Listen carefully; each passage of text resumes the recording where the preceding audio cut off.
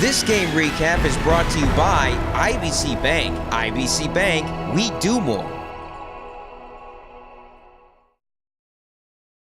When San Antonio Brennan moved up to Class 6A 3 years ago, Northside ISD Athletic Director Stan Lang split the 10-team district into two 5-team zones, thus creating a district championship game at the end of the season. Well, next year, Northside ISD will go back to a more traditional 10-team district without zones, meaning tonight's contest between Brennan and O'Connor was the fourth and final district championship game. Brennan had appeared in all the district championship games before, winning 2, losing 1. O'Connor in it for the third straight year, splitting the last 2 meetings with Brennan. Before we go to the highlights brought to you by IBC Bank, all I can tell you is it might be a good thing that they're not going to have another zone championship game, because it's going to be impossible to top the ending that we saw tonight. Here are the highlights from Gus Stadium. Brennan head coach Stephen Bezor and O'Connor head coach David Malesky chatted before the game. If you know nothing about Malesky and O'Connor football, he is essentially a combination of Ron Rivera and Roy McAvoy. He takes a lot of chances and sometimes goes for broke. For example, he loves trying onside kicks and even fake punts, although this one did not work. This, no question, is going to go up as one of the top crazy games of my career. More chances in a moment. Brennan was without their top running back Jamel Jeter, still nursing an injury. In his place was Amani Arvello, who came into the game with 2 carries for just 19 yards on the season. He would match that in 1 carry. The junior Bear ran for 112 yards and 3 touchdowns of 62, 2, and 4 yards, the last of which gave Brennan a 35-20 lead early in the third quarter. It was such a wild game that the second quarter went 61 minutes. Panther quarterback Roel Sanchez did all he could to keep OC in the game. He threw for 2 touchdowns and ran for 3 more, including 2 in the fourth quarter, that gave O'Connor its first lead of the game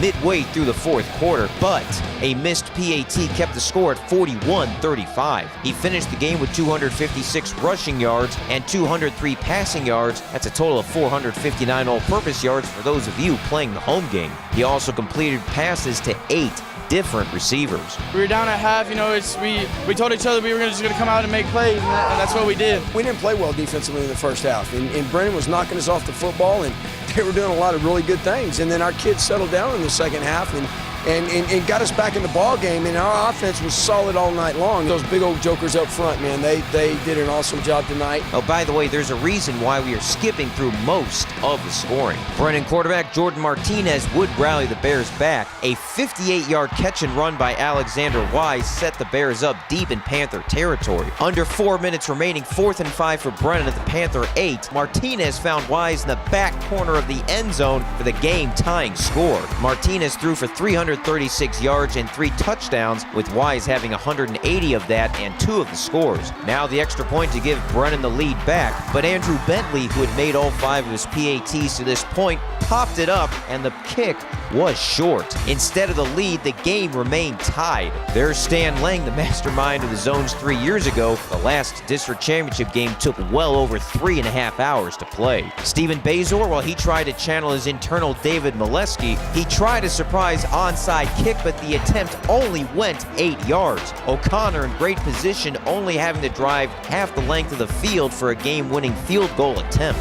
After a negative play, Sanchez passed over the middle to Brandon Butler, the senior, all the way down to the Brennan 14-yard line. Panthers in great shape because Brennan had no timeouts left. But Malesky wanted to drive closer. 2 6-yard runs by Trayshawn Patterson moved the ball to the 2. 1st and goal Panthers in the final minute. OC could now take a couple of knees and try a chip shot field goal. But Malesky said no. Brennan fans actually were yelling at their own team to let OC score. 3rd and goal, Patterson fumbled the ball. Shades of Ernest Biner. Brennan with the recovery. Instead of a 19-yard field goal attempt, the game went into extra possessions.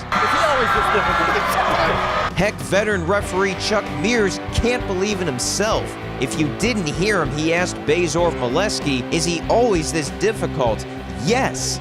but Malesky is a wonderful guy to have coffee with and a really, really friendly person. Brennan had the ball first in extra possessions, 4th and 2 at the 17. Remember, no game clock in extra possessions. Martinez fade pass to the corner of the end zone for Jordan Smith, but a great pass breakup by Jalen Hughes, and the Bears came up empty. After a first down conversion on the ensuing drive, 4th and 7 at the 9 for the Panthers, Malesky this time elect for a game-winning field goal attempt. Michael Lisey, who missed a couple of PATs in regulation, would not miss this game-winning field goal attempt. 26 yards, game finally over as they won their 2nd straight Northside District Championship. Defense did a great job. I mean, credit to them, and credit to Michael Lisey for getting that kick in. The win marked O'Connor's first ever perfect regular season in the school's 20-year history, and they have now won 17 consecutive regular season games. Sometimes I wonder why I do this, but at the end of the day, it's incredibly worth it. And watching these kids, seniors, one is